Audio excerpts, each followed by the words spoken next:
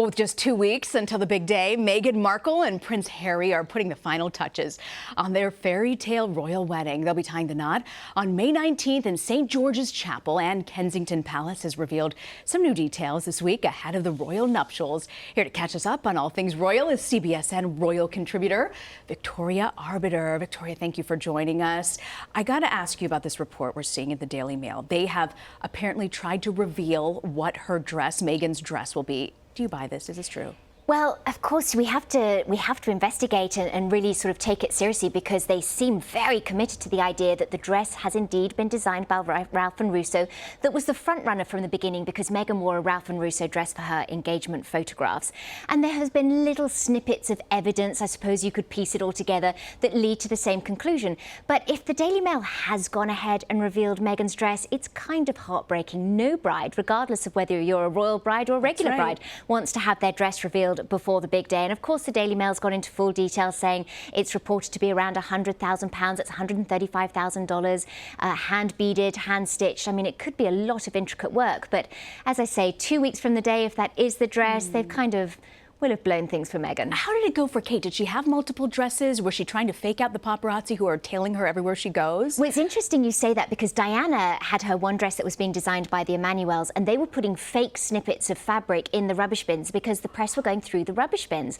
She did have a second dress being made as backup just in case, but of course she was able to follow through. Now with Kate, a couple of weeks before the wedding, the Times filed a report suggesting that Sarah Burton for Alexander McQueen was the designer, but it was speculation. Still, there certainly weren't any pictures, and of course there was no confirmation from Sarah Burton. It did it turn out to be true, but the Daily Mail's kind of gone one step further by publishing photographs. So here's hoping that Meghan gets the last laugh. I know. For those of us looking forward to watching it, we want that moment where we gasp as she comes out of the car, right? It's going to be a fairy tale wedding. We want the whole thing.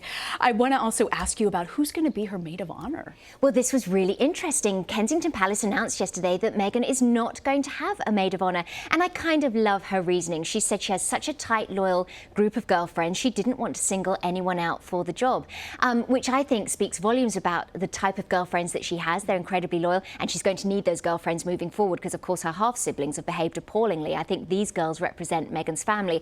But what's quite fun, she's decided to have a raft of children as bridesmaids and page boys, which I'm hoping there might be an older child there to wrangle the little ones, because it's going to be chaos. But of course they're always so much fun to watch. It's going to be fun. You don't know what to expect at that point, right? That's right. Because they're children as well. What do we know also about Meghan's mother and father? What will their role be? Well, these details have been kept really closely guarded right up until this point. So it has been confirmed now that Meghan's father is planning to walk her down the aisle at St. George's Chapel. I think they'd kept this private for a number of reasons. First of all, he leads a very quiet, reclusive life in Mexico. I think they wanted to make sure that he could maintain his privacy, but also they wanted to give him the time to really come to terms with the fact that his daughter was going to be getting married on the global stage with 1 billion people watching. Was he going to be up for the job? Could he handle the pressure? Well, of course, for any father, it's a proud moment to walk their daughter down the aisle, so he'll be there.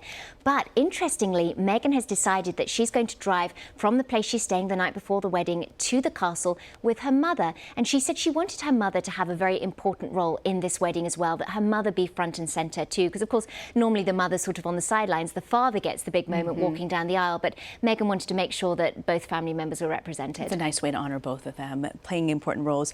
I got to ask you about the Queen. I haven't heard from her. Have you heard from her? Where has she been? Well, not personally. She hasn't called to share her colours for the wedding day, but actually we got some lovely photographs of the Queen earlier this week. She took the helicopter from Sandringham, where she had been staying, her personal estate, and she took the helicopter to Kensington Palace to go and meet her 6th great-grandbaby, Prince Louis. He's only the 2nd boy in the great-grandbaby lineup, and it was quite sweet. She got out of her helicopter wearing a headscarf, and she had a little posy of flowers tied with a ribbon that people were speculating for Kate, but my guess is, given it was Charlotte's 3rd birthday, that the Queen was taking a little posy of flowers for Princess Charlotte. So I didn't think about the Queen's looking fit and well, and I'm sure very excited for the big day. We know Prince Philip also underwent hip surgery. He's recovering. Do you think he'll be at the wedding? I think he'll certainly want to be at the wedding. Kensington Palace were keen not to say for sure if he's going to be there, because of course they want to manage expectations. But Harry and Philip are particularly close. Last year, Harry took over the role as Captain General of the Royal Marines. It was a post previously held by Prince Philip. They share a very tight bond, and so I think Prince Philip, he has this iron will. He's a proud, strong military man. He's going to want to be be there, but of course, ultimately, it lies with doctors. Can I tell you, I've really been enjoying Netflix, watching the Queen and Yeah. seeing him, because I feel like he's the one royal we don't know much about. But you see how similar he and Prince Harry of spirit, the two men, are. Very much so. There's a mischievousness about the well two of said. them. And I think they just have really bonded over their military experience as well, because Harry loved being in the military, as did Prince Philip. He was a proud Navy man. And I think they share a similar sense of humour, and they just enjoy each other's company. That bond was really solidified between the two when Diana died. And Prince Philip was amazingly supportive and comforting during that time, you know, because we always see him sort of quite stoic and stiff. And he said to William and Harry at the time, if you walk behind your mother's cortege, then I'll be right there with you. And he talked to the boys So it was his the whole idea way. to actually... It wasn't necessarily his idea, but he wanted to be there to support them. There's a long tradition of royal men walking behind the funeral procession. And so I think while it wasn't Philip's idea, he wanted them to know that they wouldn't be there alone. He would be there right alongside them. Victoria, you make us want even more for Prince Philip now to be there. I know, like, come on, Prince Philip, come on, you can do it. We want to see him there now. What about the guest list? What do we know? Who's coming? The guest list has been kept very closely guarded, again, because they're keen to keep people's privacy intact. We do know that some of Meghan's close friends, Priyanka Chopra, has confirmed that she's going to be there. Serena Williams, she's being a little coy. The French Open starts 2 days later, so we're not sure about her. There are going to be charity representatives there, of course, close friends and family. There'll be 600 guests at the wedding. But most interestingly, it has been confirmed that Diana's family, the Spencer family, will be in attendance. And Harry was very keen to include his mother in the proceedings as well. And so her sister Jane is going to give a reading, and the reading is going to be there to celebrate Diana, celebrate her presence, and make sure that she's really keenly felt in St. George's Chapel that day. You know, Harry and Meghan have really defied a lot of tradition from the past, but what will this ceremony be like? Will they stick more to tradition?